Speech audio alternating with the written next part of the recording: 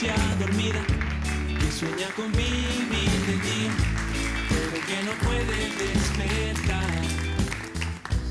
Es el sueño. Con el proyecto de ley Aula Segura nos sucede algo que se viene repitiendo con frecuencia. Y es que la propia discusión del mérito de la ley esconde una pregunta anterior. ¿Qué pasó en el camino que ahora tenemos que discutir la sanción o no al porte de armas y bombas incendiarias en colegios y liceos? ¿En qué momento y por qué se nos metieron las armas en las salas de clases? Bueno, ese es el tema que subyace a la ley que el gobierno pretende aprobar para que se permita la expulsión efectiva de los alumnos infractores. En ese sentido, esta ley llega evidentemente tarde, al punto de que hay quienes piensan que no ataca el problema de fondo y que no hace más que enfrentar síntomas. Llega tarde y suena tosca la ley, pero al menos llega como intento de restaurar un principio de autoridad perdido en la educación moderna. No es ideal, lo sabemos, imponer autoridad con leyes, pero cuando ésta se desborda al punto de que rocían con benzina a un profesor, un parelé parece una idea a considerar, sin complejos. Los efectos postraumáticos de periodos indeseables como una dictadura, suele producir estos problemas, suele generar este tipo de alteraciones. Se confunde el ejercicio de la autoridad con el autoritarismo, lo que equivale a confundir la libertad con el derecho a que cada uno haga lo que le dé la gana sin importar lo que pase con el resto. Y es simple. El ejercicio de la autoridad es legal y legítimo, mientras que el autoritarismo es abusivo y está fuera del Estado de Derecho. Enseñar de qué se trata la autoridad es parte del proceso formativo de una persona y de la educación, por lo tanto. Y hay que defenderla sin miedo. El que se confunda quizás no ha entendido que hace rato ya estamos en democracia, o bien no sabe que quien ejerce la autoridad en democracia también tiene que cumplir con la ley, porque no es para usarla en beneficio propio. Entonces, ¿cuál es el problema? Esta noche conversaremos de este tema y otros con la ministra de Educación, Marcela Cubillos, pero también le mostraremos una conversación que sostuvimos con el canciller Roberto Ampuero poco rato antes de que viajara fuera de Chile en el ejercicio de su labor profesional. Por lo tanto, les presentamos esa entrevista. Gracias por venir al Informante.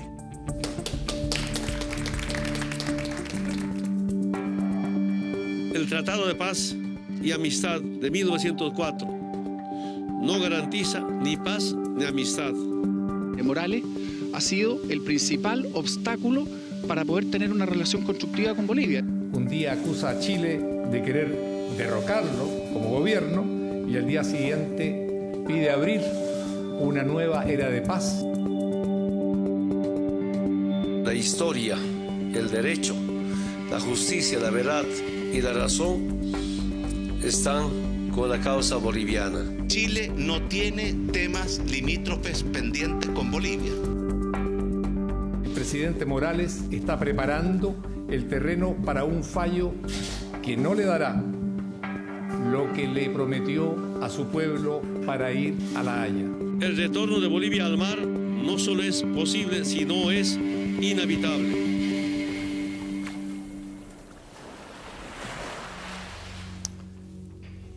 Bueno, y estamos ya aquí en estudio con el canciller de Chile, Roberto Ampuero. Canciller, gracias por estar aquí en El Informante. Muy buenas noches. Muy buenas noches, Matías. Muchas gracias por la invitación. Si el 1 de octubre, el 1 de octubre, queda tan poquito, la Corte Internacional de Justicia rechaza la demanda boliviana. ¿Quiere decir que termina allí entonces la aspiración marítima de Bolivia? A ver, yo primero, Matías, no quisiera entrar en ningún terreno especulativo, por razones obvias y por responsabilidad de gobierno. Lo que sí puedo decir es que las autoridades bolivianas han insistido y han manifestado que nada va a terminar con su demanda reivindicatoria en términos marítimos. Ese es un mensaje que ha lanzado Bolivia. Bueno, está en su constitución eso. Entonces, más allá de un... Por eso hay quienes dicen que este fallo es importante, pero no es decisorio, es un camino o es una parada más en un camino que ellos pretenden que sea muy largo hasta conseguir lo que quieren. Así es, está en la Constitución, eso los obliga a actuar de cierta forma, pero también hay una contradicción, ¿no?, entre acudir a una instancia tan elevada como es la Corte Internacional de Justicia, para solicitar su decisión con respecto a un tema, pero avisar al mismo tiempo que no importa el fallo que se produzca, van a continuar con esta posición. Es una posición de Bolivia, es contradictoria, es muy distinto al estilo que tiene Chile en los temas y la forma en que Chile se maneja y los estilos que Chile maneja. Usted ha dicho que aquí puede haber ha habido un uso más bien político, electoral de Evo Morales. ¿Usted ve a Evo Morales en algún momento desistiendo de su aspiración de llevar a su país a las costas del Pacífico? No, mire, lo que yo veo en el presidente Evo Morales es una persona, es un candidato que está en campaña. Y dentro de esa campaña tiene un mensaje con el cual logra cierto efecto en determinados sectores de la población. Y es un mensaje que está recargado o contagiado de animadversión en contra de Chile. Eso es la dinámica de su discurso. Y por allí va. Ahora yo creo que el tema central vuelve a ser otro. Y es que aquí Chile ha planteado muy claramente su defensa, ha demostrado que los planteamientos de Bolivia no se condicen tampoco con la realidad, que dialogar, conversar, no implica necesariamente estar de acuerdo, ni tampoco implica tener que llegar a un resultado predeterminado. Yo creo que en ese sentido Chile ha sido muy consistente y serio, y de eso se trata. Dialogar, negociar. El senador Lagos Weber ha dicho que en el caso de que nos toque sentarnos a dialogar por mandato de la Corte, Evo Morales no es un interlocutor válido. ¿Coincide con Lagos Weber? Mire, yo pienso que hay que ser muy respetuoso con respecto a lo que es la legislación interna de otro país. Y en este caso, con el asunto de Bolivia. Los bolivianos escogerán al presidente que prefieren y en ese sentido ellos colocarán a la persona que, una vez que se produzca el fallo de la Corte y lleguemos al año 2019, cuando haya un nuevo gobierno, nos encontraremos con la figura que los bolivianos hayan decidido que debe representarlo. Y en este sentido, más allá de las personas, lo que se va a ver es lo que determine la decisión de la Corte. Y ahí va a haber un panorama sobre el cual yo no me quisiera explayar, porque es un panorama que no conocemos, no está definido. Pero hay una contradicción. Quiero entrar un poquito en esa contradicción que usted señala, que le explique, porque hace 3 días veíamos al presidente Evo Morales decir que el gobierno chileno, o al menos una parte del gobierno chileno, quiere derrocarlo y ahora quiere una nueva era. ¿Cómo nos explicamos que en tan pocos días sea tan distinto, tan contrapuesto el espíritu y el sentido de lo que está diciendo el presidente? Sí, esa es una muy buena pregunta para dirigírsela al presidente boliviano, ¿verdad? Pero lo cierto es que hay contradicciones, pero ha habido contradicciones dentro de lo que ha sido el planteamiento de Bolivia desde un inicio. Y recordemos las afirmaciones, las banderas que van a flamear supuestamente en territorio chileno, que Antofagasta va a ser boliviana, y al mismo tiempo pidiendo diálogo, diciendo que se quiere sentar a la mesa. En fin, hay permanentemente un mensaje contradictorio, pero eso no nos debe a nosotros confundir. Lo que hay que subrayar. Intente confundirnos. Es un mensaje contradictorio, pero es un mensaje que está en relación con su propio, vamos a decir, mercado interno o con la propia audiencia interna. Y es preparar, creo yo, a los bolivianos para un resultado que no es aquel que prometió el gobierno en un comienzo a los bolivianos. ¿Intenta confundirnos, Evo Morales? Yo pienso que cuando usted está utilizando un menú de alternativas posibles, lo que está haciendo es evitar que en algún momento, cuando llegue el veredicto, usted quede como el perdedor. Porque si usted desarrolla un menú de alternativas posibles de lo que estaba pidiendo, en algún momento puede decir, bueno, esto yo también lo solicité. Si dijera. Está poniendo ficha en todas partes. En todas partes, eso es lo que usted cree. Entonces, es un mecanismo que está utilizando. Ahora, lo que sí es cierto es que ha habido un desarrollo a lo largo de estos años en la posición de Bolivia. Y Bolivia ha planteado su objetivo máximo, obtener territorio soberano chileno, una cesión de territorio soberano chileno, Y hoy, en la medida en que se acerca el resultado mismo, el 1 de octubre, hay un ajuste a algo que yo diría es más realista, y es esto de subrayar que están dispuestos al diálogo. Ahora, Chile siempre ha estado dispuesto al diálogo, y eso yo creo que es muy importante. Mire, Chile es un país de diálogo, Chile es un país que conversa, pero que sabe también cuál es el marco en el que se conversa. Y eso podemos verlo después, pero tiene que ver con... Sí, podemos conversarlo después, pero quiero entrar en una cuestión. Usted dice que lo que hace un poco es preparar el terreno, Evo Morales, porque sabe que la Corte no le va a dar lo que ha pedido. ¿No es acaso criticar con la misma arma? ¿No es darle con el mismo garrote que le están dando a usted el triunfalismo? ¿Acaso no está siendo usted hipertriunfalista decir, saben que van a perder, por eso se están preparando? ¿No vaya a ser cosa que nosotros estemos cayendo lo mismo? No, mire, nosotros no somos triunfalistas, somos bastante... Pero al decir que no les van a dar lo que quieren, entonces estamos hablando de un triunfo. Lo que pasa es que si vemos cómo se ha ido desarrollando el juicio, estamos viendo, y los chilenos lo pueden comprobar, que no se trata, que no está en juego territorio chileno, que el Tratado de 1904 está allí y no está en cuestión.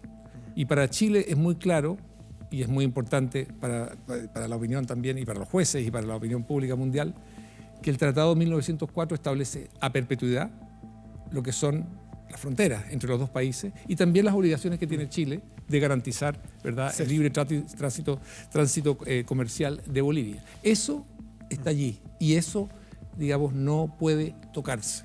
En 2011, en el contexto que estábamos hablando de Perú, la demanda peruana, ese era el tema que tenía más. El gobierno chileno, Sebastián Piñera I, condecoró a Alan García. ¿Usted se imagina condecorando ahora a Evo Morales, que estamos en el entorno, en el contexto, previo a un fallo de La Haya con Bolivia? Todos los casos son distintos y las atmósferas son distintas. ¿Usted condecoraría a Evo Morales hoy? Yo no, obviamente, yo creo que nadie condecoraría hoy en Chile a Evo Morales. ¿Qué es distinto a lo que pasó con Piñera I y Alan García cuando estábamos demandados por Perú? Yo pienso que la atmósfera es distinta. Creo que también la forma en que el gobierno boliviano se comporta hace que sea imposible imaginar la alternativa que usted manifiesta de condecorar a un gobierno como el de Bolivia. ¿Cómo calificaría usted ese comportamiento que dice cómo se comporta? ¿Cómo se comporta? Mire, yo creo que en la diplomacia y las relaciones internacionales está todo muy marcado por el lenguaje que se utiliza y los estilos. Y también, desde luego, las argumentaciones. Hay un lenguaje que puede ser soez, hiriente, que no es bienvenido y que no facilita el acercamiento entre las personas. ¿Ese es el de Morales? Hay estilos.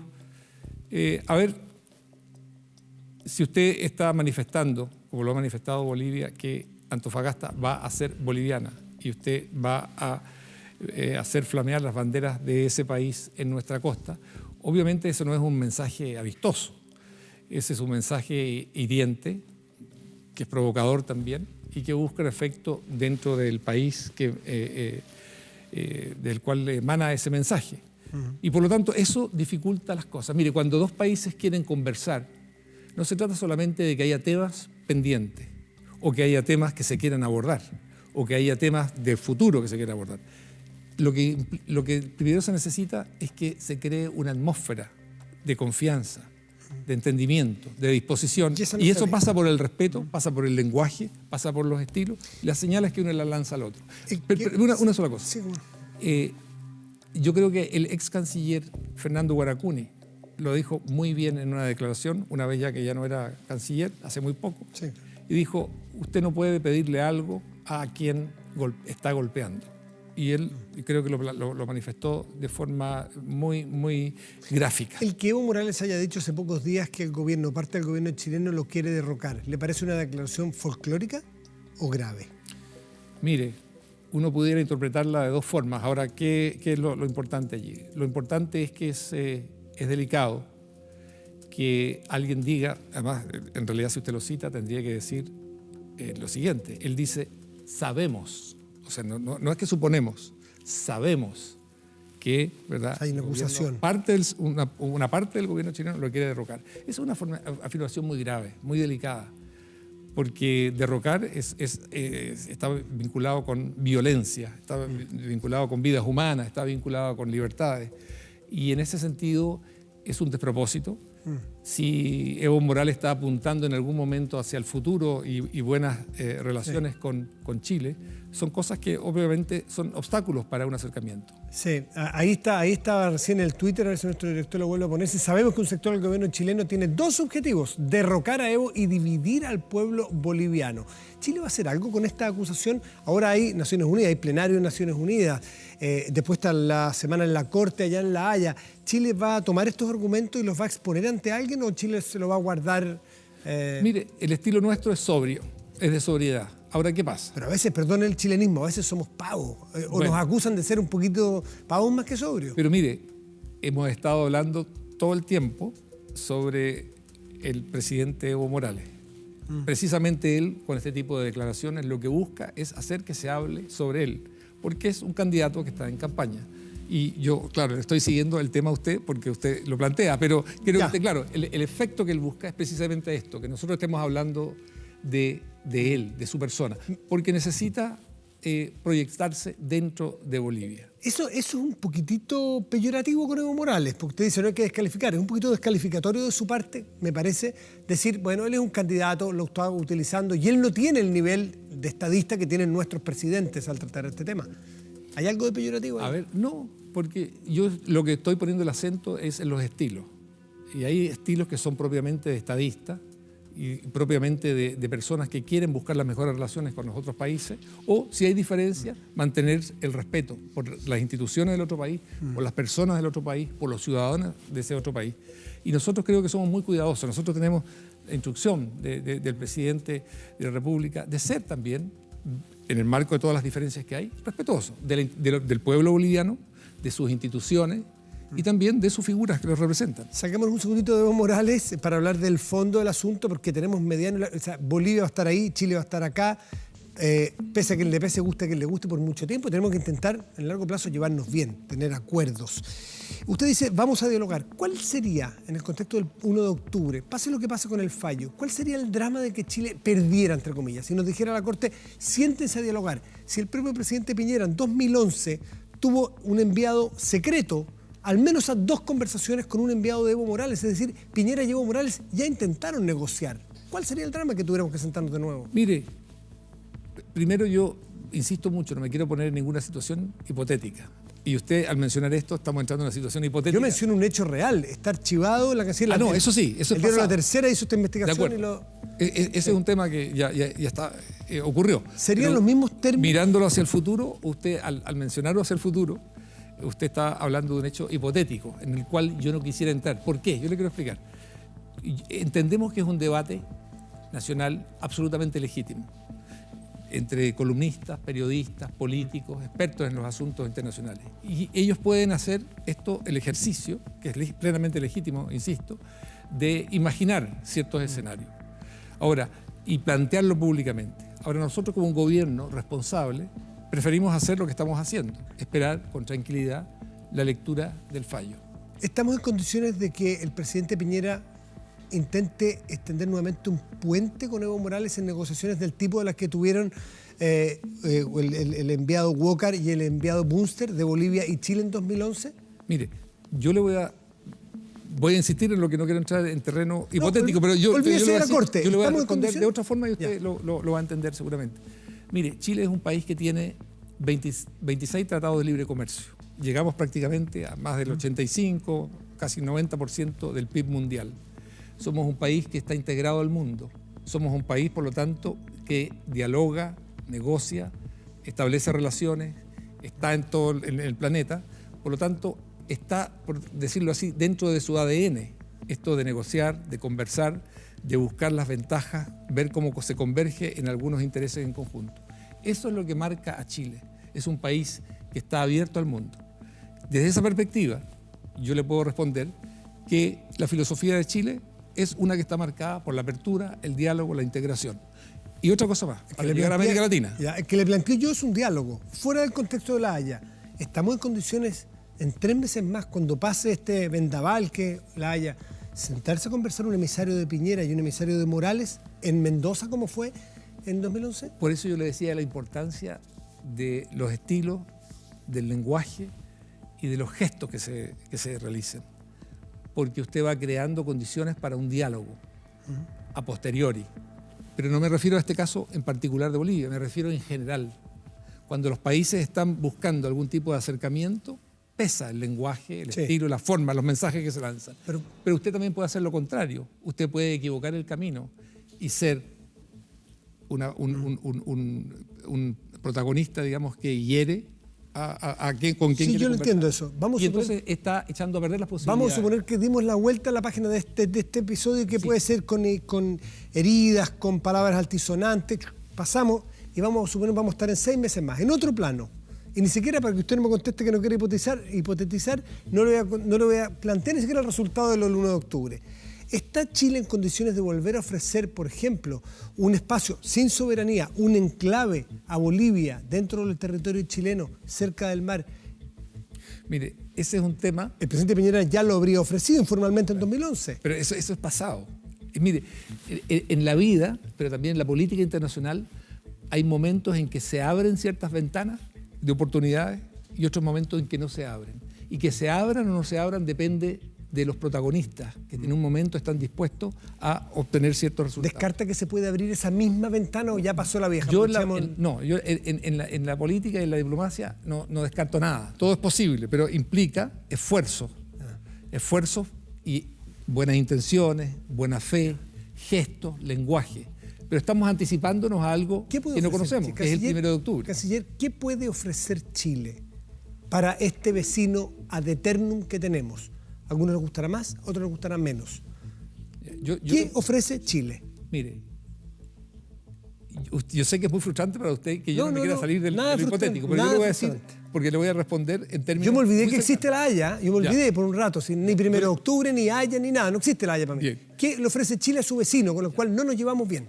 Yo le voy a decir lo que Chile ofrece a sus vecinos, que es lo importante, porque es una práctica que se demuestra. Pero con Argentina y con Perú nos estamos llevando de lo más bien. Por eso, nosotros somos, como vecinos, somos buenos vecinos. Nuestra práctica es, y un caso parecido, por ejemplo, el caso de Paraguay. Paraguay es un país mediterráneo, muy interesante también para nosotros. Es un país mediterráneo que ha aceptado la situación que ocurrió en el siglo XIX y a comienzos del XX, ha aceptado los resultados de la historia y busca acceso, y lo tiene, con mucho éxito, hacia el Atlántico y hacia el Pacífico. Y nosotros jugamos un rol importante en esto a través de la integración. Nosotros somos un país que creemos en la integración y la llevamos adelante. Por eso estamos dentro de la Alianza del Pacífico y por eso el Mercosur nos ha pedido que sirvamos de puente. Hace poco estuve en Asunción, inaugurando la SOFRI, la primera oficina de SOFRI fuera del país. Tenemos unos almacenes de Paraguay, por ejemplo. ¿Tendremos algo más que ofrecerle a Bolivia que una SOFRI, canciller? No, pero lo que estoy diciendo es que Chile tiene una disposición a la integración. Pero esa es la idea. La busca y la impulsa. Sí, pero lo que usted quiere es que yo le ofrezca. Esa es la idea general. Claro. ¿Qué puede ofrecer Chile? Nos sentamos a conversar o este programa lo están viendo en la televisión boliviana. Nos olvidamos de la Haya, vuelvo al punto, para no hipotetizar, porque sé que en su papel es difícil hacerlo, casi irresponsable pudiera ser, aunque me hubiera gustado que hubiera jugado alguna ficha. ¿Qué le ofrecemos a los bolivianos que nos escuchen, que nos ven en su casa? ¿Qué puede ofrecer Chile para que vuelvan a confiar en nosotros? Mira, aquí la confianza va por lado y lado. Pero le voy a decir mecanismos que existen. Usted sabe que actualmente existen mecanismos de colaboración entre los dos países. Lo que pasa es que no se ven mucho. Tienen que ver con la solución de problemas muy concretos y muy prácticos que favorecen a la población que cruza la frontera. Tenemos acuerdos, por ejemplo, en lo que es la recuperación de vehículos robados. Tenemos acuerdos y trabajamos en lo que es la lucha contra el narcotráfico. Tenemos acuerdos en lo que es facilitación de lo que es el cruce transfronterizo. Y en esto se avanza, se trabaja, no se interrumpe. No se ha interrumpido esto, ¿no? Son comisiones que trabajan y se reúnen, son 7 comisiones distintas que se han reunido. Ha estado acá hace un tiempo, no hace mucho, la viceministra de Relaciones Exteriores, la señora Almendra, viendo también asuntos que tienen que ver con representaciones, digamos, de Bolivia, casos de Bolivia. Ahora, ¿qué es lo importante? Tenemos, por ejemplo, también programas de becados para jóvenes bolivianos. Tenemos también una colaboración que se está desarrollando en el campo de los niños quemados. Es con Juaniquem. es todo cuanto podemos ofrecerle por ahora. No, No hay ventana visible. No, a ver, es que yo quiero insistir mucho en esto. Hay que esperar el fallo de la Corte Internacional de Justicia. Piense lo siguiente. ¿Está optimista, ministro? Pero piense lo siguiente.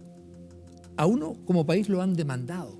Lo han llevado a la Corte Internacional de Justicia. Chile ha hecho lo mismo con ellos por el Silala. El Silala. Pero estamos en este caso ahora. Sí. Y entonces, al hacer usted eso, y usted acepta como Chile, acepta este juicio y se la juega por esto, llevando a sus abogados, entregando recursos para financiar todo esto, dando la pelea en términos también mediáticos, usted lo que hace al dar este paso es que está, digamos, señalando: yo acepto estas condiciones que impuso mi vecino y estoy respondiendo. ¿Qué estamos esperando? Estamos esperando que se exprese la Corte Internacional ¿Está de Justicia. optimista usted? Y hasta ese momento nosotros tenemos que actuar como hemos venido actuando con estos mecanismos que funcionan, pero tampoco podemos salir a anticipar escenarios. Y eso es lo que pasa. ¿Está optimista usted? Yo estoy optimista porque nosotros hemos hecho una muy buena defensa, porque creo que aquí no hay ni un centímetro cuadrado de territorio chileno en riesgo. El Tratado de 1904 se respeta y nosotros lo vamos a hacer respetar. Está firmado por 2 estados soberanos y muchos años después del término de la guerra. La última vez que nos vimos en La Haya, sí, Chile-Bolivia, 2015, no nos fue muy bien desde el punto de vista de lo que nosotros reclamábamos, que era las objeciones preliminares, decirle a La Haya: usted declárese incompetente sobre este tema porque hay un tratado en 1904. Si bien reconoció el tratado de la Corte Internacional de Justicia, dice: sí me voy a meter en el fondo. ¿Por qué estamos tan optimistas si no nos fue tan bien en ese aspecto? Porque yo creo que estamos llegando a puntos muy, muy esenciales que de una u otra forma se va a tocar con algo que es clave, y es el Tratado de 1904, las fronteras establecidas a perpetuidad y las obligaciones que tiene Chile hacia Bolivia con respecto al tránsito comercial. Eso es algo que está establecido, reconocido por ambos países, firmado por ambos países, y es como la estructura básica esencial, de la cual es muy difícil que una corte que quiera moverse o quiera desconocerla. Nos quedan pocos minutos y hay muchos temas. Esto a todos nos apasiona porque queda poco para lo de La Haya el 1 de octubre, pero usted viene llegando de una gira de Asia y va partiendo a una gira larga a Estados Unidos también. La guerra comercial, justamente va a visitar en 2 semanas a los dos núcleos, a los 2 polos de esta guerra comercial. ¿Qué está haciendo Chile para que no le afecte o no se contamine de manera tan directa y tan virulenta de una guerra comercial que no se ve que se da por ahora?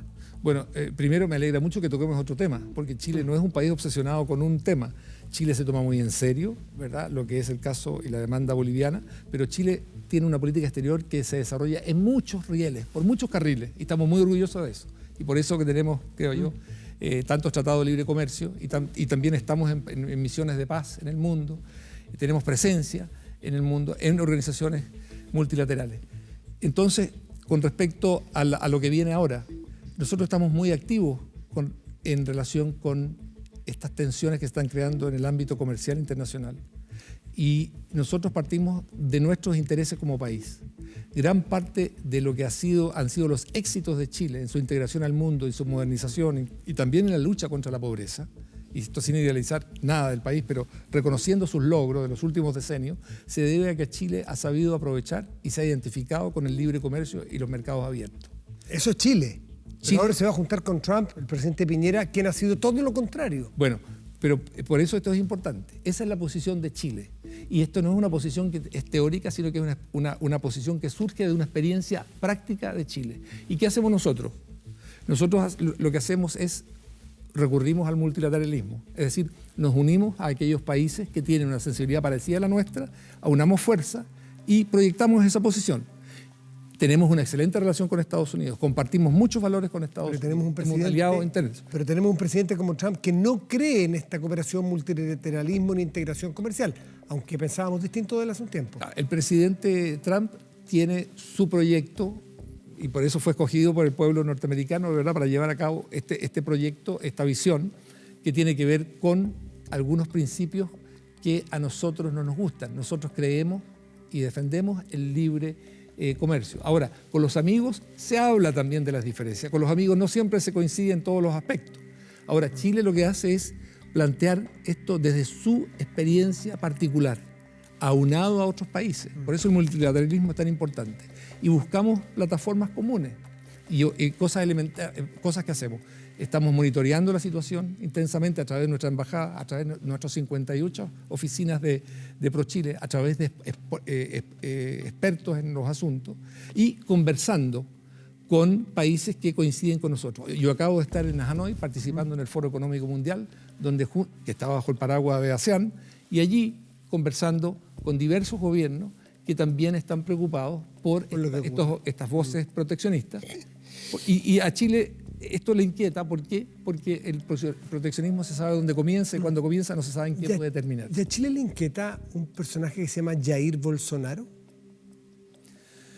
Mire, nosotros estamos observando a nuestros vecinos en América Latina. Brasil es un amigo tradicional. Un gran de Chile. amigo, un gran amigo, y es un gran protagonista y actor de la política internacional. ¿Seríamos más amigos? Grandes economías del mundo. ¿Seríamos más amigos de Haddad nosotros que de Bolsonaro? Yo preferiría esperar a que los amigos de Brasil se pronuncien sobre quién va a ser su presidente. Sí, perdón, pero es que Bolsonaro ha hecho declaraciones que se alejan de los principios básicos de la democracia que ostenta Chile, por lo menos. Decir que echa de menos cosas de la dictadura, perseguir a homosexuales, en fin, hay un montón de una colección de barbaridades que ha dicho Bolsonaro como candidato. ¿No inquieta eso a Chile? Mire, Chile se orienta por el respeto al derecho internacional, por su compromiso con lo que es la democracia, la libertad, lo que son los derechos de las minorías. Y es según eso que Chile se va orientando y actuando en el mundo. Pero tampoco Chile es alguien que va repartiendo certificados de buena conducta por el mundo. Somos un país de 18 millones de habitantes, todo el mundo sabe lo que pensamos, y cuando vamos a distintas instancias, nosotros planteamos lo que pensamos. Pero a veces vamos de catones un poquitito repartiendo certificados de democracia. A Venezuela se los mandamos todos los días, le mandamos uno. Cosa que no hicimos con China la semana pasada, porque ellos son socios comerciales estupendos, pero no son ni democracia ni respetan los derechos humanos. ¿Tenemos doble rasero como país? Mire, es muy interesante lo que usted plantea. Primero, me estaba hablando de Brasil. Sí, y alguien que todavía no llega... La tele es rápida. Ya, pero alguien que todavía no es gobierno. O sea, estamos hablando de alguien que pudiera llegar candidato Jair Bolsonaro. Ahora pasamos a un gobierno, el de Nicolás Maduro. Yo quiero decirle que con respecto a América Latina hay algo esencial. Primero es nuestro barrio, pero segundo, todos los países de este continente lo que hacen es que han firmado documentos que los hacen identificarse y defender lo que es la democracia representativa. Eso está firmado, eso no se puede desconocer. Y en las circunstancias que esto se desconoce, empieza a operar un mecanismo que es propio de la Organización de Estados Americanos, que exige que los demás países eleven su voz y planteen lo que está ocurriendo. ¿Eso lo suscribimos por un acuerdo formal o por nuestra convicción? Porque si es por convicción, esa democracia representativa en China no funciona. Ahora, ellos compran, nos venden y comercian mucho con nosotros. ¿Y nos tendremos que hacer los lesos? A ver, yo estoy hablando de América Latina. Lo que por eso. No, yo me pasé hay otras regiones del mundo donde no se ha firmado ningún documento como esto. Pero creemos en la democracia. A otras tradiciones. Canciller, ¿creemos en la democracia por los acuerdos que hemos firmado o por convicción? No, pero es que son dos cosas distintas. Estamos hablando de documentos que se han firmado dentro de América Latina y que por lo tanto... Y Venezuela no los ha respetado. Y eso no es para nada injerencia, es algo que obedece a un derecho que tienen los países que están dentro de la región a hacer valer su voz cuando, como en el caso de Venezuela, no solamente se produce la tragedia que se está produciendo dentro de Venezuela, sino que también por la misma tragedia se produce una migración que llega y se convierte en un gran tema y un complicado tema para los países vecinos y no tan vecinos como nosotros. ¿Usted considera Venezuela una dictadura? Yo considero que en Venezuela no hay una democracia, yo creo que es un régimen con características dictatoriales muy fuertes, pero lo fundamental es que es un régimen que, teniendo uno de los países más ricos del mundo, con las reservas más grandes petroleras del mundo, ha llevado a Venezuela a vivir una tragedia tremenda en términos humanos, económicos, de convivencia, de migración, de alimentación, de salud, que ha terminado por derramarse por todo el continente. Entonces, esto ya es un tema hemisférico, esto es un problema hemisférico. Y eso es lo grave de esta situación. Estamos viviendo, debido a Venezuela, la mayor crisis migratoria de la historia de América Latina. No ha habido nunca algo parecido. El director Almagro, que es de la OEA, es secretario general de la Organización de Estados Americanos, el uruguayo Almagro, dice que no se descarta, no habría que descartar ninguna acción en contra del gobierno de Venezuela, incluso una ocupación podría haber. ¿Usted descarta eso o usted estaría detrás de una acción como esa? El secretario general de la OEA, Luis Almagro, efectivamente dijo eso. Hizo unas declaraciones de este tipo. Fue muy criticado. Hubo varios países, entre los cuales estuvo Chile, que elaboramos un documento donde atribuimos la responsabilidad fundamentalmente a Nicolás Maduro y su régimen por lo que está pasando en Venezuela, y dijimos que, más o menos, no estoy citando de memoria, pero dijimos que nada justifica, ¿verdad?, resolver situaciones de un país a través de la violencia, lo que corresponde, y en la posición de Chile. El tema y la tragedia de Venezuela debe solucionarse a través de la negociación, del diálogo, de forma pacífica y por algo y alternativas buscadas por los propios venezolanos.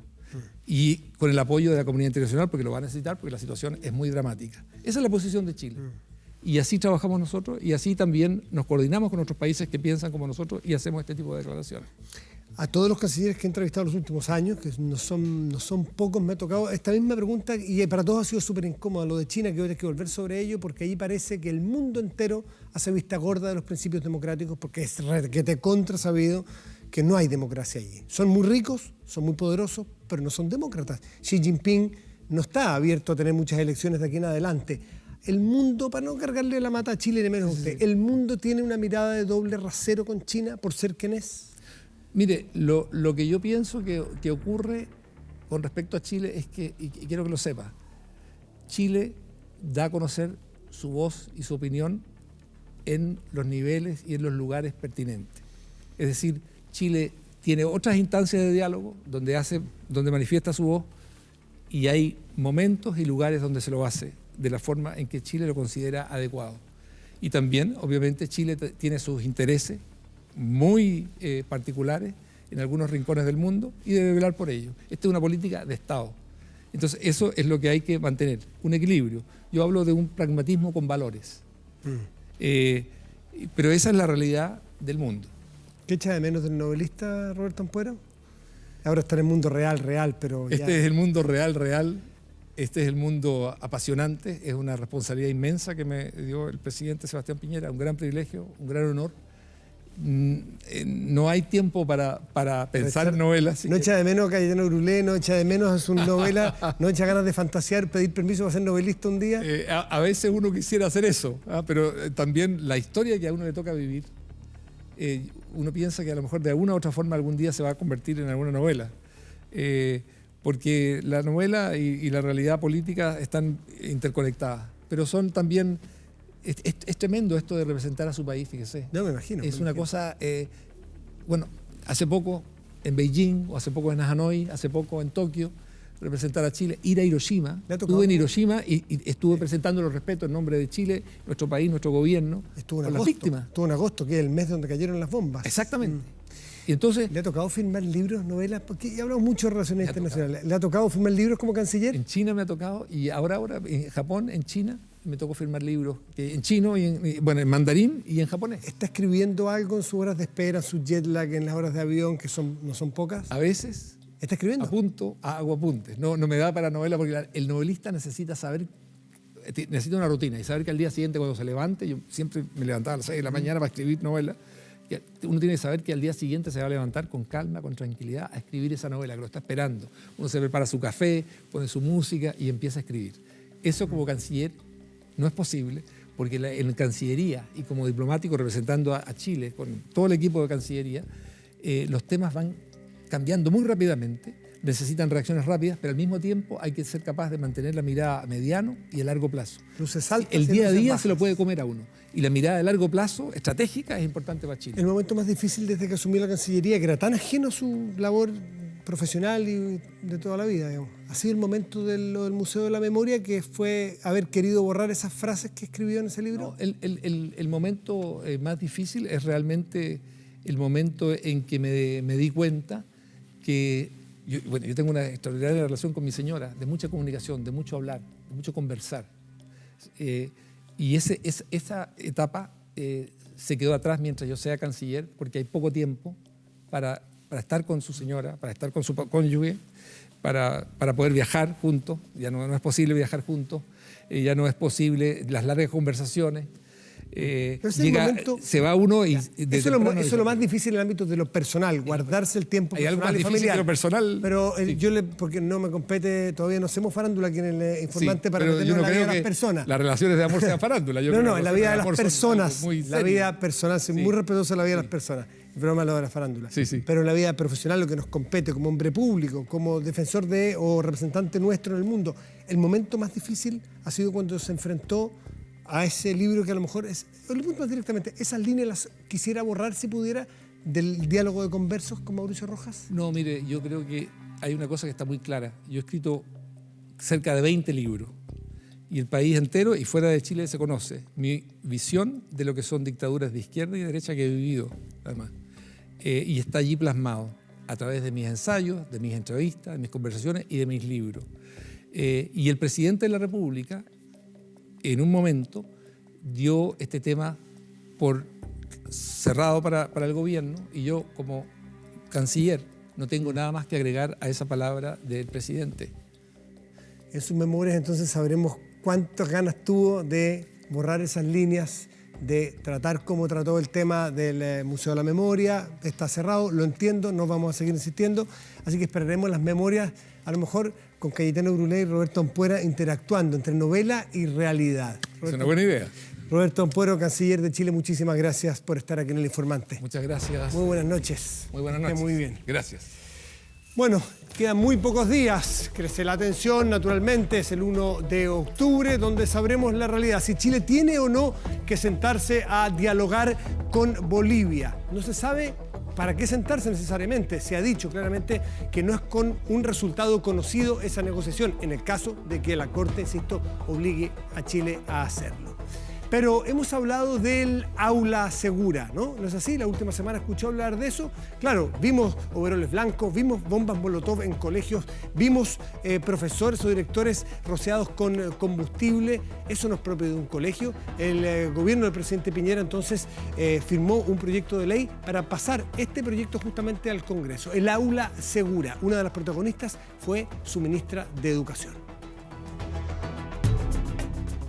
Nació en Viña del Mar en 1967, hija de Hernán Cubillos, ministro de Relaciones Exteriores de Pinochet entre 1978 y 1980, hermana del empresario y filántropo Felipe Cubillos, abogada de la Universidad Católica, alumna de Jaime Guzmán, quien la motivó a sumarse a la UDI. Madre de 3 hijos, la canción Te amaré de Silvio Rodríguez sonó en su matrimonio con el senador Andrés Alamán el 17 de marzo de 2012. Coautora del libro La estrella y el arco iris, Cruzada de corazón, diputada de la UDI durante 2 periodos, integró la Comisión de Educación de la Cámara por 8 años, fue la encargada de interpelar al exministro de Educación Martín Silich en 2006, ministra del Medio Ambiente entre el 11 de marzo y el 9 de agosto de este año. Hoy, en El Informante, la ministra de Educación, Marcela Cubillos Sigal. Ministra, muy buenas noches, gracias por estar aquí. Bienvenida al Informante, por favor. Quería partir preguntándole, ministra, ¿cuáles son los proyectos que está llevando adelante su cartera en este mes y medio que lleva para dar el salto definitivo o importante que tiene que tener la educación en el aula, que es donde se juega este partido definitivamente? Bueno, efectivamente, donde queremos poner el eje es adentro de la sala de clases. Si uno ve lo que ha pasado en los últimos años en educación, hemos estado llenos de disputas o de debates tremendamente ideológicos que yo creo que han sido también muy necesarios, en que se han zanjado muchas cosas importantes en materia educacional. Yo tengo esperanza que ahora, cuando toca meternos adentro de la sala de clase para poder mejorar los aprendizajes, vamos a poder encontrar puntos de consenso bien importantes. Ahora, ¿qué estamos haciendo? ¿Cuáles son esos proyectos de calidad de la educación? Exactamente, yo creo que ahí hay varias cosas. Lo primero es, hay una cifra bien alarmante que a mí me impactó mucho conocerla cuando llegué al ministerio, es que en los colegios que son declarados insuficientes, los que tienen peores resultados, más del 60% de los niños creen que no van a aprender. y más del 50% de sus profesores creen que esos niños no van a aprender. Por lo tanto, hay que revertir primero un aspecto de confianza tremendamente importante. Hay un programa que lo estamos impulsando y que le tenemos mucha esperanza, que es Todos al Aula. Si nosotros hoy día vemos, hay directores que pueden perder entre 60 y 80% de su tiempo en trámites burocráticos y no dedicados al aprendizaje. Y las escuelas que tienen directores comprometidos, que pasan tiempo en el aula o volcados al aprendizaje, surgen con mucha rapidez. Hoy día hemos visto que en general terminan las escuelas trabajando para el Ministerio de Educación, para la superintendencia y no el sistema trabajando para las escuelas. Eso por una parte, queremos desburocratizar, simplificar los trámites y que las escuelas puedan estar mucho más al servicio de los aprendizajes. Tenemos también un plan que queremos impulsar, que es bien importante, que es un plan de lectura. Hoy día nosotros nos encontramos con niños en los colegios más vulnerables, que más del 60% de los niños en cuarto básico no leen. Y eso no puede ser. O sea, ahí tenemos, si nosotros pudiéramos lograr, mejorando los programas de lectura, que los niños de las escuelas más vulnerables o las de los peores resultados aprendieran a leer en primero o segundo básico, tendríamos también garantizados muchos mejores resultados a futuro. Tenemos una meta grande en reinserción escolar. Sí, hoy día vemos, no sé, son 80.000 niños al año los que abandonan el sistema escolar formal. Por lo tanto, también traerlos, recuperarlos. Tenemos sistemas hoy día de asistencia. Pero se están haciendo proyectos para eso, porque el discurso calza. No, exactamente. Ahí hay dos cosas. Hay dos cosas. Hay una, que los programas de reinserción hay que adaptarlos ya no a los planes de adultos que generalmente se tienen, sino también para niños. Y además usar los sistemas que tenemos. Hoy día el CIGE y toda la información que existe de asistencia se usa más bien para pagar la subvención, más que para decretar alertas tempranas, de saber por qué ese niño no está yendo, tener la información, poder hacer planes de seguimiento. Queremos hacer un plan de tutoría, ojalá, no sé, con profesores jubilados que puedan seguir a lo mejor a niños que están abandonando el sistema escolar y que los podamos recuperar.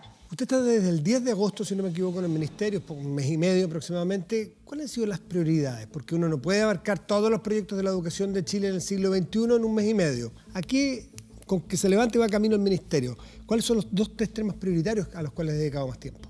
Bueno, son básicamente 3 que son los de la agenda principal de nosotros como gobierno en materia de educación. Uno es mejorar la calidad en todos los niveles, y eso es meternos adentro de la sala de clase y con programas como los que te he señalado y otros que estamos implementando. En segundo lugar, queremos mejorar también el acceso y la calidad en educación parvularia. Si uno ve hoy día la brecha con la que llegan a primero básico los niños, también, si queremos mejorar la calidad en todo el sistema escolar, tenemos que tratar que estos niños que nacen iguales lleguen a primero básico, no ya completamente desnivelados. Y ahí también tenemos proyectos. Y una tercera área, que es muy importante para el presidente Piñera y para su programa de gobierno, es todo lo que podemos hacer en modernizar la educación técnico-profesional. Ahí también estamos poniéndole un eje en proyectos. Ahí están las prioridades. Importantes. En preescolar, justamente, ustedes anunciaron, tenemos una cobertura en torno al 18% y los países OCDE, no sé si en promedio por ahí algo del 35%. O sea, un 18% de cobertura a nivel nacional, cuando ya está requete contra, sabido que ahí se juegan los minutos fundamentales en la primera infancia en la educación. Ustedes han planteado este proyecto de subvención preescolar. Me gustaría saber de cuánto será el aporte por alumno.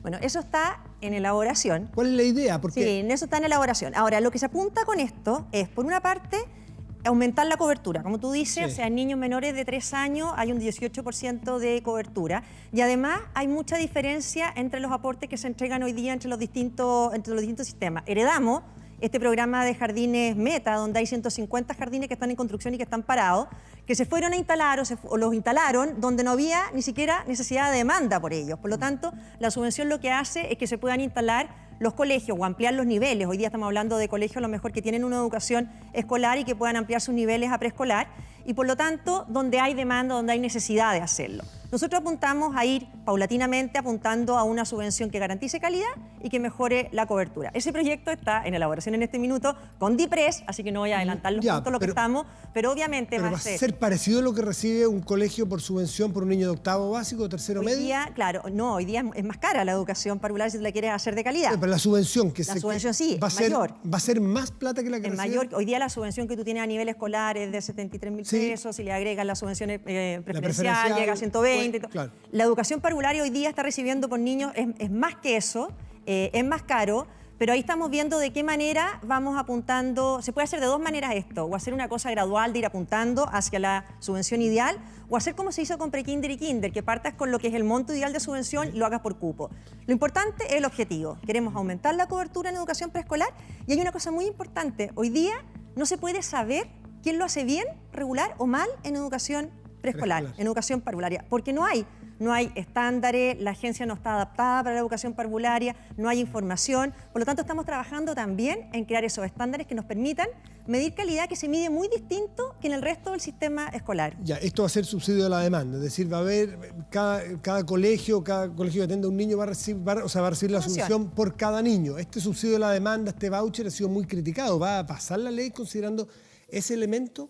Mira, es una subvención, pero también parte desde los debates ya zanjados, que es para colegios sin fines de lucro, sin copago, sin selección.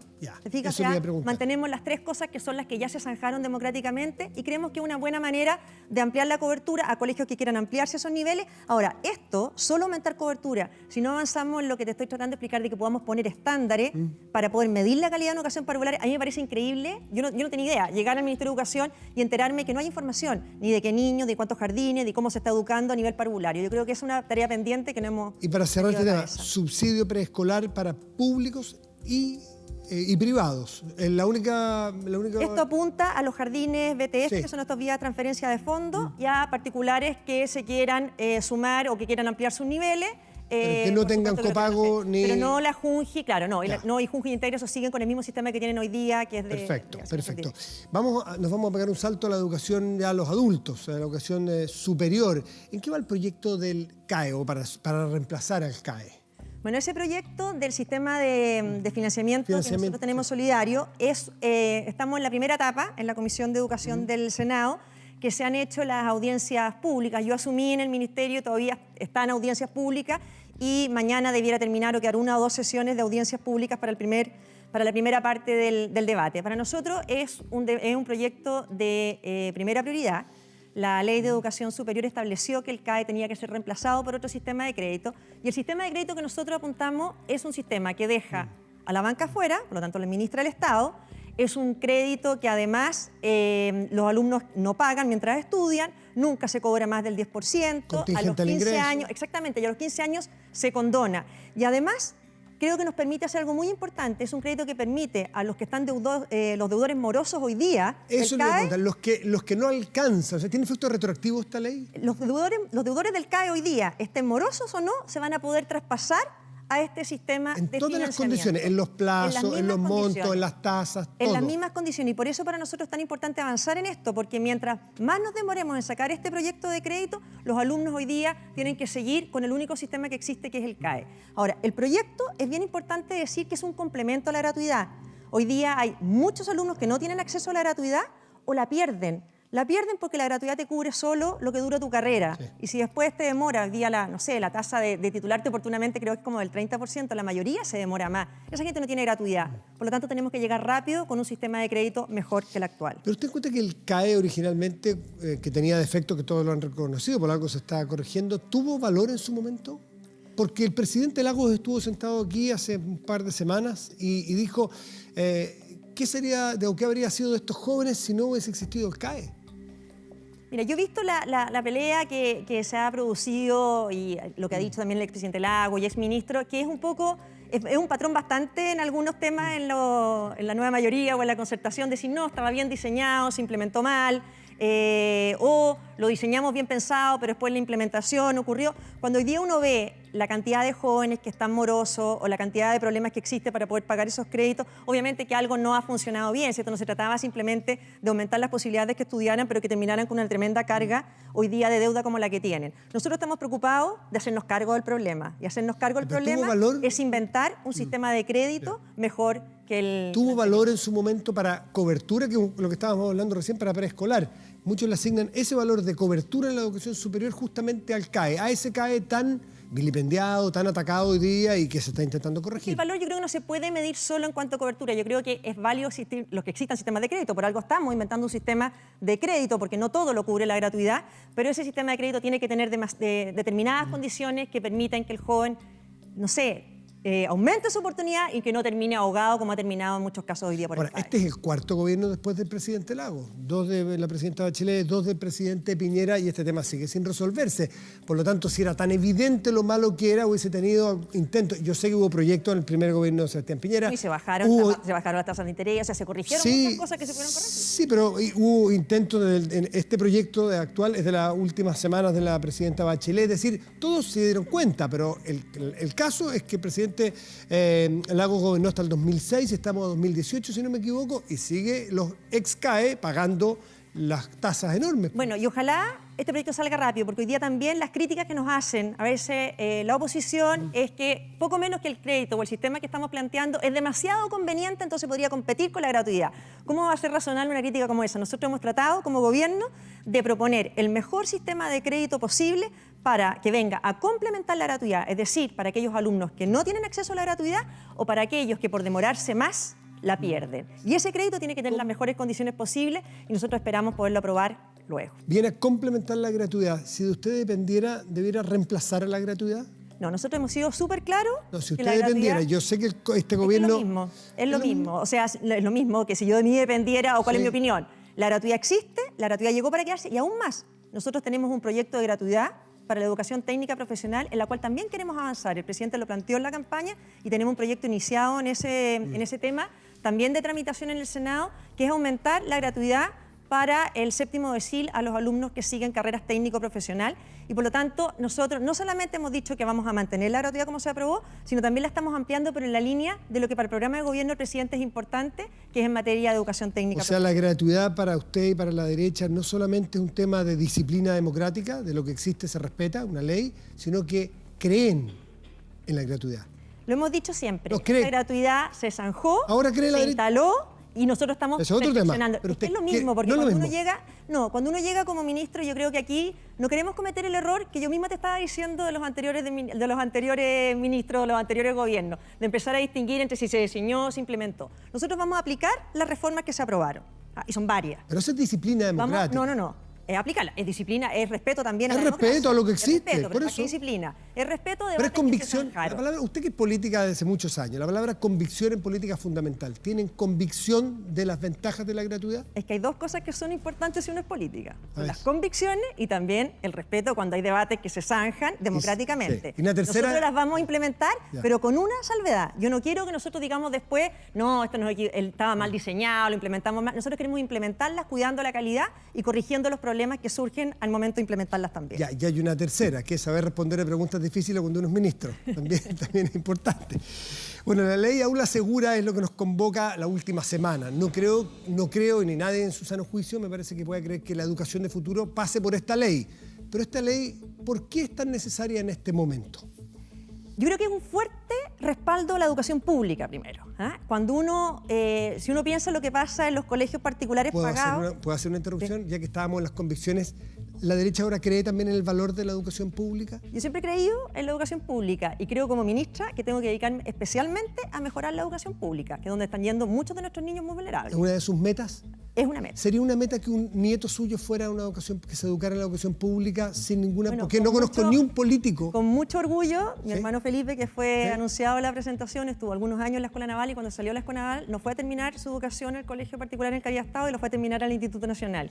Pero usted Cada y vez yo- que estoy, y con mucho orgullo le digo porque ojalá pudiéramos avanzar a eso. Ahora, esta ley, cuando aquí se habla de proteger la educación pública, aquí estamos yendo al nervio de la educación pública, porque estamos protegiendo de partida, evitando que los profesores, que buenos profesores tengan que emigrar de la educación pública porque no somos capaces de protegerlo, porque qué profesor rociado con benzina que no recibe una medida disciplinaria de expulsión de ese alumno va a poder seguir trabajando en esas condiciones de inseguridad. Y lo mismo nos dicen los padres de la educación pública. Yo me junté más de 2 horas hace un par de semanas en el ministerio con representantes de los padres de los colegios emblemáticos. Y la verdad que era impresionante escucharlo, porque tienen 2 temores. Uno, el temor a la seguridad de sus hijos frente a la irrupción de los overoles blancos y de las molotov y todas estas agresiones. Y 2, que sus hijos sean también conquistados para esas acciones de violencia. Entonces, cuando uno quiere hablar de igualdad, cuando uno quiere hablar de equidad, cuando uno quiere hablar de educación pública, ¿cómo no va a ser justo corregir los temores de esos padres? Porque los padres de los particulares pagados no tenemos ninguno de esos temores que tienen hoy día los padres de la educación pública. Entonces siento que una medida como esta, que es fortalecer las atribuciones de un director de expulsar alumnos en situaciones tan acotadas como el uso, porte de bombas, lanzamiento de molotov o agresiones a los miembros de la comunidad educativa, ¿cómo va a ser discutible una cosa como esa? A mí me parece que es completamente Ahora, eso nadie discute que no es bueno tener molotov en una sala de clase, ¿no es cierto? Suena una perogrullada, pero lo que se ha discutido, y usted habrá leído tanto como todos los que estamos viendo este programa, las columnas de opinión y las opiniones más técnicas, tienen que ver no con que si se debe sancionar a un tipo que porta armas, sino más bien que este proyecto no toca el fondo del problema de la violencia de algunos estudiantes. Es decir, que es como un poquito el chiste del sofá de Onoto. Vendiendo el sofá no soluciona el problema. Ahora, yo no sé en qué minuto en Chile dejó de ser un problema de fondo el respeto al profesor, a la integridad del profesor y a la seguridad del profesor. Me parece que es un problema de fondo completamente. Y aquí hay sectores que bajo el argumento de estar discutiendo los problemas de fondo, de las causas de violencia, preferirían seguir con directores que no tengan las atribuciones más básicas para cuidar la seguridad de los profesores y de los alumnos. No, lo que le critican no es que no sea un tema de fondo la violencia, claro que lo es y es más o menos transversal. Nadie puede ver un muchacho sale de un colegio vestido con overol blanco tirando una molotov y no encuentra que ese es un problema, salvo los que lo tiran, supongo. El problema de fondo es que señalan que expulsando jóvenes, estudiantes, no se soluciona la violencia. Sencillamente vende el sofá de Onoto. O sea, cambia el niño, cambia el joven a otro colegio. Ese es un simplismo bien grande, porque no se soluciona el problema de quién. O sea, del profesor rociado con benzina, de la comunidad que está bajo peligro, por supuesto que se solucione con la expulsión del alumno. Por supuesto que sí. De esos alumnos que están expuestos a que la molotov, en vez de llegarle a un carabinero que tiene un traje antillama, le hubiera llegado a un alumno y es quemado vivo. O sea, obviamente que el problema de fondo de esa comunidad sí lo soluciona un proyecto como este que permite expulsarlo de inmediato. El tema de fondo de la violencia no lo va a solucionar una ley del Ministerio de Educación, por supuesto que no, ni 2 artículos de un proyecto. Pero hay algunos que prefieren que nos quedemos pegados discutiendo para siempre los temas de fondo sin hacernos cargo. Y este gobierno, al menos, en las facultades que tiene, y el Ministerio de Educación en las facultades que tiene, opta por hacerse cargo dentro de sus competencias. ¿Cómo va a operar? Usted ha dicho que esto no es lo mismo que el tema de la convivencia en un colegio, sino que es súper clarito a qué apunta. ¿Por qué no nos explica a qué apunta esta ley? ¿A qué casos? Bueno, lo primero que es bien importante lo que tú dices. Esto no es un problema de convivencia escolar o de faltas de respeto o de faltas de conducta. Aquí está tipificado para 2 acciones muy concretas, que es uso y porte de armas, lanzamiento de bombas molotov o incendiarias, y 2 agresiones con lesiones a miembros de la comunidad educativa. En estos 2 casos, da lo mismo lo que digan los manuales de convivencia o los reglamentos internos, la ley hace que el director pueda expulsarlo. Lo expulsa de inmediato y obviamente que siempre hay un debido proceso. El alumno o su familia tiene derecho a ser notificado de esta medida y tiene derecho a reponer y alegar frente a esta medida. En plazo más corto de lo que hoy día existen, 5 días, pero con una protección especial, que el alumno es inmediatamente separado del colegio, mientras dura toda la evaluación de su proceso. Hoy día eso no ocurre y lo que nos decían los profesores y los padres es que ocurría un hecho de este nivel de violencia, se le expulsa, se le inicia un proceso de expulsión, pero el profesor agredido tenía que quedarse con el alumno sentado en la clase durante los 35, 40, 45 días que durara. Eso es indigno. Esto busca que sea más expedita la medida de autoridad. Y con el alumno fuera mientras se evalúa. Mientras se evalúa. Ya, este alumno se le expulsó, vamos a ponerlo en ese escenario. Este alumno se hizo el proceso, se determinó su expulsión definitiva del colegio A.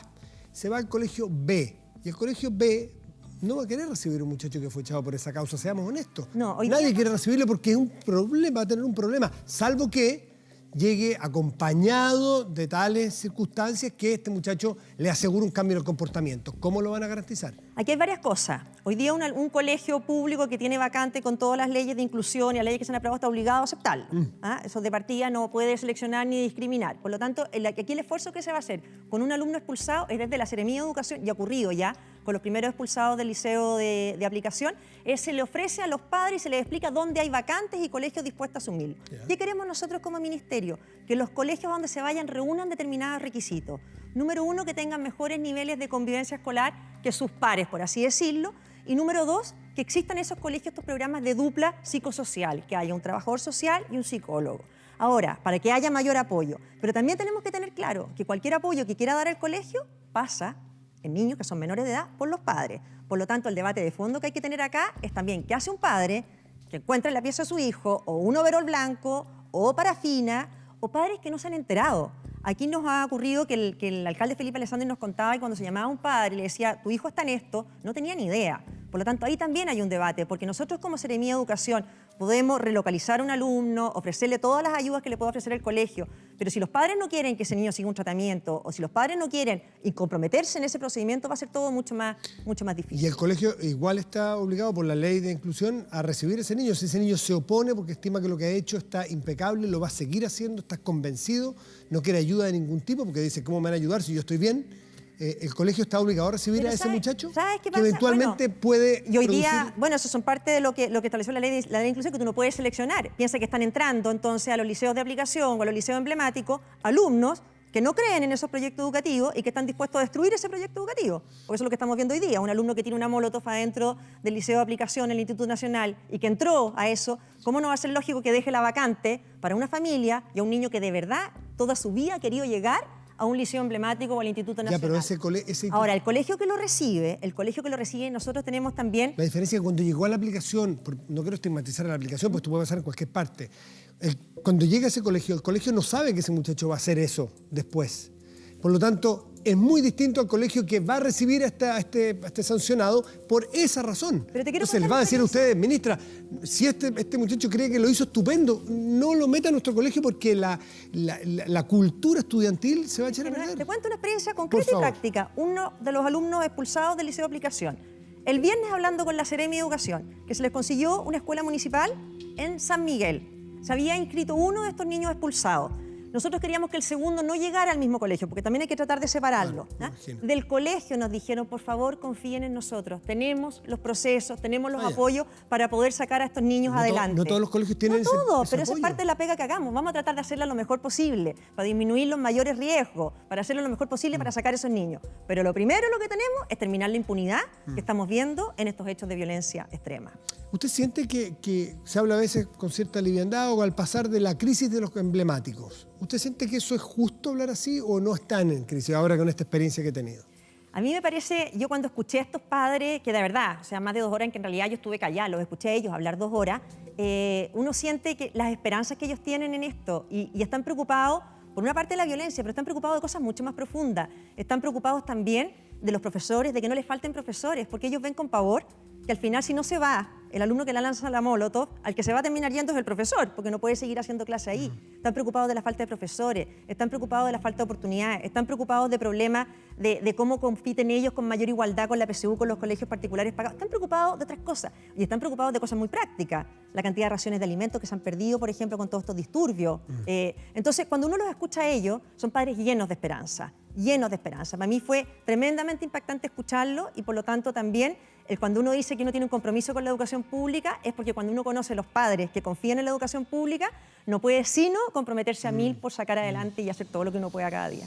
Hemos hablado de estudiantes, de familias, de autoridades de colegio y hemos hablado poco del aula. Usted habló al principio algo de los proyectos, pero a mí me gustaría hablar de los profesores y cómo hacerlo para conseguir esa meta de algunas sociedades que mejor les va en educación, que el 100% de los alumnos que estudian educación provienen del 5% de los mejores alumnos cuando estaban en el colegio. Es decir, que sea una meta y que uno tenga que explicar que un muchacho, hoy día pasa en cuarto medio, a muchos, que es un súper alumno y dice que estudiar pedagogía, dice, no, pero ¿cómo te vas a perder tu puntaje estudiando pedagogía?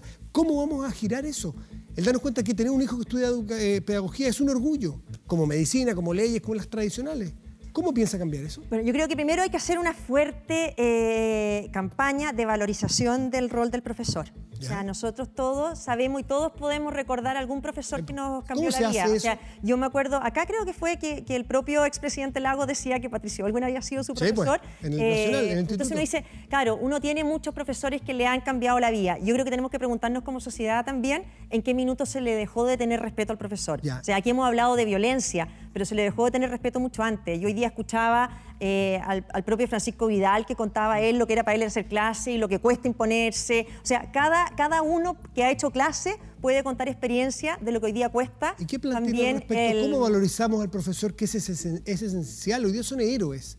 Con lo que ganan, con lo que tienen que enfrentar, con el poco respeto que a veces tienen, no solo de los alumnos, a veces de las familias. Hay apoderados que creen que son como los que contratan un servicio, que le exigen al profesor faltándole el respeto. ¿Cómo valorizamos a los profes? Bueno, primero yo creo que vean como señal, o como ministerio, o como gobierno, o como país, una señal de que uno les va a proteger su autoridad. Yo creo que eso también es importante y por lo tanto uno no puede separar tanto el proyecto que estamos hablando de aula segura, porque realmente si uno da una señal de que el profesor se le cuida.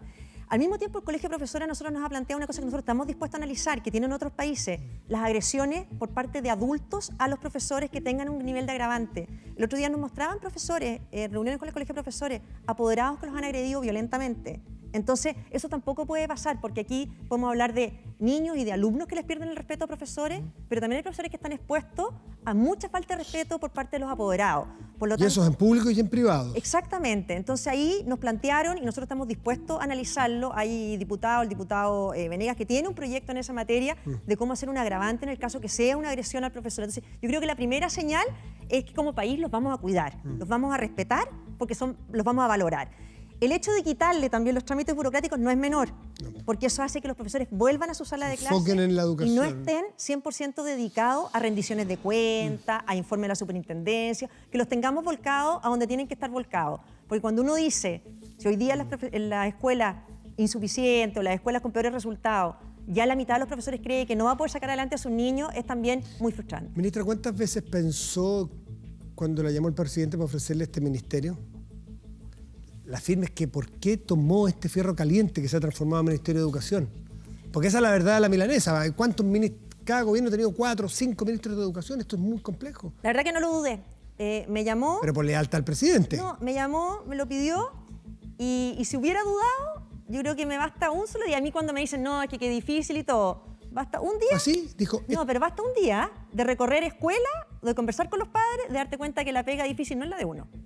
La pega difícil es la de los niños que los tienen de repente todo cuesta arriba. O la pega difícil es de las mamás que tienen que sacar adelante a esos niños. Entonces, la verdad es que uno derecho a quejarse porque esto sea un ministerio difícil. No quejarse, no quejarse. Es un privilegio tratar de hacer algo por la educación en Chile, sin duda. La pregunta es por qué toma un desafío que políticamente, le digo la complejidad de la educación y la maravilla que puede ser, políticamente, usted es política profesional, diputada, dirigente estudiantil, usted interpeló al ministro Silich en su momento. ¿Ha hablado con él? No. Ah, está bien, esa es la anécdota. ¿Por qué tomó este desafío político tan complejo? Yo creo que tiene un sentido enorme. O sea, creo que de verdad mi única preocupación hoy día es, cada día que me levanto, es hacer lo más que puedo por mejorar las condiciones de educación y dedicarme a full a eso y trabajar eso. Entonces, creo que tiene un sentido al revés. Creo que al que uno le dé la oportunidad de poder trabajar por la educación es un trabajo muy bonito. ¿Cuán necesario es tener oficio y dotes políticos para manejar un ministerio aparentemente técnico solamente? Yo creo que aquí todos los problemas públicos necesitan habilidades políticas y habilidades técnicas y nadie tiene ambas al 100% y por lo tanto lo más importante es ser capaces de coordinar buenos equipos. ¿Cuáles son sus mayores habilidades en ese plano? Me gusta trabajar en equipo. Yo creo que soy buena para trabajar en equipo. ¿Pero más políticas o técnicas? Trato de combinar ambas. No, pero dígame, ¿para cuál es mejor? No. ¿A la política? No sé, trato de combinar ambas y lo que sí tengo es mucha pasión por lo que hago. Entonces yo me creo a mí el que se puede hacer algo en esto y voy a trabajar, pero a su antecesor le faltó muñeca política u oficio político porque era novato en esta materia y eso no, es un dato de la causa. Yo soy muy leal a los equipos con los que trabajo y con los que comparto gabinete y aún más cuando ya dejan de compartir el gabinete. ¿Qué significa para usted reemplazar a Gerardo Valdés a Gerardo Varela en las condiciones que lo hizo, considerando que además él era, entiendo, el mejor amigo de su hermano Felipe? Sí, pues fue duro. Además se nos dio a los dos, que es una cosa personal, pero de repente la vida tiene sus símbolos. Era el mismo día del cumpleaños de mi hermano Felipe. ¿El 10 de agosto? Sí, el 9 de agosto. Entonces a mí nunca más se me va a olvidar que asumió un 9 de agosto. Y a él yo creo tampoco que lo reemplacé un 9 de agosto. ¿Ha hablado con él? ¿Le ha pedido algún consejo? Es que siempre hablamos, amigos. Porque hemos hablado mucho y obviamente que también sí hablamos mucho en las cosas que estaban empezadas y en el equipo, dejo un tremendo equipo también dentro del ministerio. Ministra Cubillos, muchas gracias por estar aquí en El Informante esta noche. Gracias a ti. Que le vaya muy bien. Gracias. Vamos a hacer una pausa y ya volvemos con El Informante.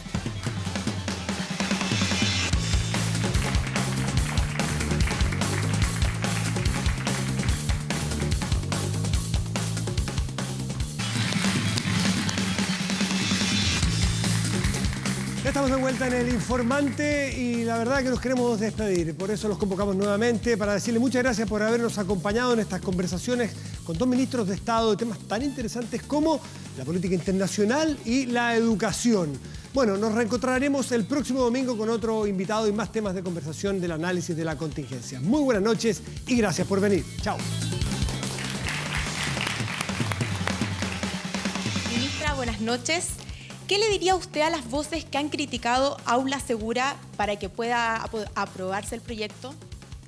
Bueno, primero es pedirles que ojalá esto lo podamos aprobar luego y de manera transversal, porque es completamente de sentido común que los directores puedan tener las atribuciones para expulsar de inmediato alumnos en dos casos tan acotados como lo que plantea el proyecto de ley, que es el uso de armas, lanzamiento de bombas, molotov o agresiones que provoquen lesiones en la comunidad escolar. Entonces, cuando estamos hablando de hechos de tal gravedad, creo que las críticas y los análisis de fondo los tenemos que tener. Pero primero, démosle a los directores las herramientas que hoy día no tienen para proteger la seguridad de esos profesores que están siendo agredidos y de esos alumnos que están a diario corriendo peligro ante hechos de violencia como los que hemos visto en el último tiempo.